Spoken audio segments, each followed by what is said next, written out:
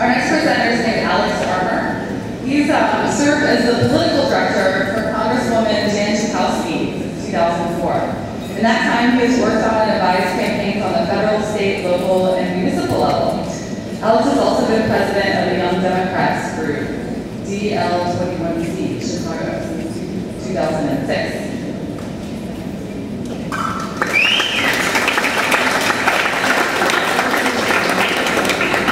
Hello, I'm Alex Armour. I work as political director for Congresswoman Jan Schakowsky. My job is to work with local candidates, elected officials, and grassroots activists to promote a progressive vision of democratic politics. I've learned a lot about Chicago politics from this work, from long hours of poring over precinct maps and election data, and tonight I hope to shed some light on what people refer to as Chicago politics. So, politics. Are we talking state candidates, filling potholes, pay to play, the civil rights movement? Really, it's all of these things. And politics comes from the Greek word for city, and ancient belief that civic engagement was the most noble of all pursuits. For our purposes, we will define politics as the process of who gets what, when. Most human conflict can be described as a conflict over scarce resources, and the practice of politics can be seen as a less violent alternative to the issue of scarcity rather than, say, plugging someone over the head. We have social norms and sanctions to regulate human interaction, although in Chicago, sometimes we prefer the club. Chicago politics can be viewed this way through the distribution of city services and jobs. As the city grew and new Americans from around the world came to Chicago, one way to tap into the promise of the American dream was through the traditional ward organizations that elect the city's 50 aldermen. The next slide is a map of the 13th Ward, whose Democratic committeeman is Mike Madigan, who came up through machine politics to become Speaker of the State House and Chairman of the Illinois Democratic Party. By working for a ward organization like this as a precinct captain, one might gain entry into the patronage system. Think of a precinct as the cellular level of Chicago politics, the smallest political subdivision. A precinct captain would be responsible for going door to door to register and turn out voters in that precinct. Here we have a map of the 49th Ward 1st Precinct. And a good captain would also keep an eye on the ward, making sure the potholes are getting filled by streets and sanitation, and making sure people got all the garbage cans they need. Your reward for all this hard work? A city job, a salary that will be a straight ticket to the middle class. Well, what's wrong with this picture? Imagine if your job only depended on a favor you did for your boss every other spring. Doesn't matter how poorly you do at your job, as long as you got the juice to stay politically connected and get your patron reelected, you're set for life. Precinct captains report to their committeeman, which is an elected position. In the old school, any politician that was worth their salt was also a committeeman, because committeemen controlled the jobs. There's a committeeman for every ward in the city of Chicago, as well as the 30 suburban Cook County townships. And all 80 committeemen are voting members of the Cook County Democratic Party. Decisions within the party are determined based on how many Democrats came out to vote in the last primary. Here we see a list of this weighted vote.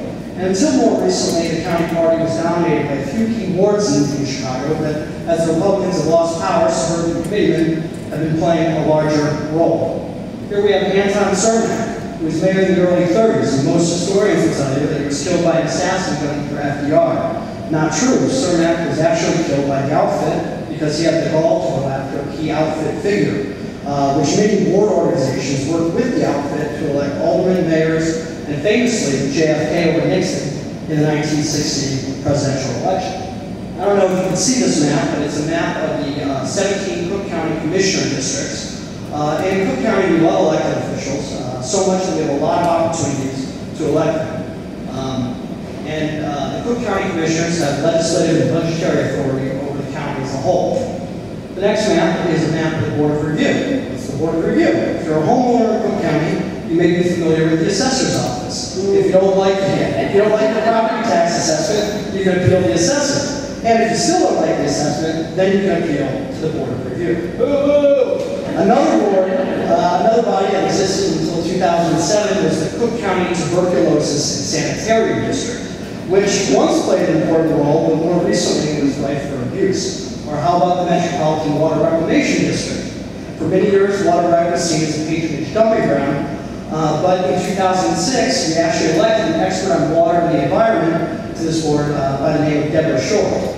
Another way the party maintains its grip on power is through the drawing of districts. On the left, we see a map of the 13th Ward along the state legislative boundaries. The state rep district boundaries fall entirely within the ward, giving that committeeman a lot of say over who gets to be state rep. Contrasted with the more independent 49th Ward, which has 3 separate state reps.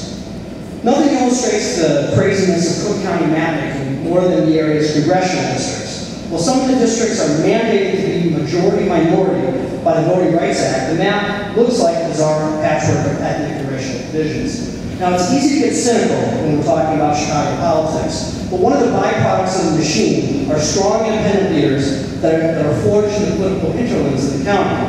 To beat the system, you have to learn the system, and Harold Washington changed the city when he was elected mayor in 1983. The next slide is a map of those election results. On the top, you'll see the 83 results, and the bottom is 87. Blue is the precincts that Washington won, and then purple on the bottom. This map could just as easily describe racial divisions in the city at the time, and the council wars in the years that followed were under the Chicago the nickname Beirut on the Lake. And by the time of Washington's re-election in 87, a coalition of African Americans, Latinos, and progressive whites delivered a more substantial victory. Another more recent progressive victory was the 1998 primary for Congress, when Jan Schakowsky defeated 2 strong opponents, a machine-backed candidate and a billionaire. She did this by beating the machine at their own game. Rather than rely on patronage, Schakowsky employed volunteer captains that shared progressive division who were more dedicated than any ward guy. The same concept of grassroots organizing was employed quite successfully by Hyde Park's former state senator last election. Throughout the primary in general, Obama employed a field strategy that was modeled after the ideal of a good ward organization, which at its best is person-to-person contact, with one key difference: the power of that organization came from the bottom up.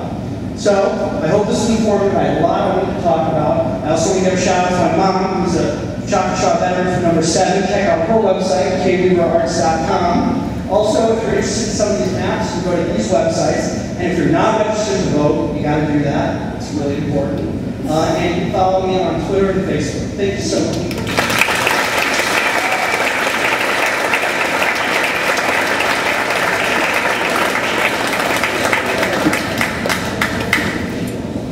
Hey, don't we love that? You know, my mom presented, and you know, it's just like Chicago politics.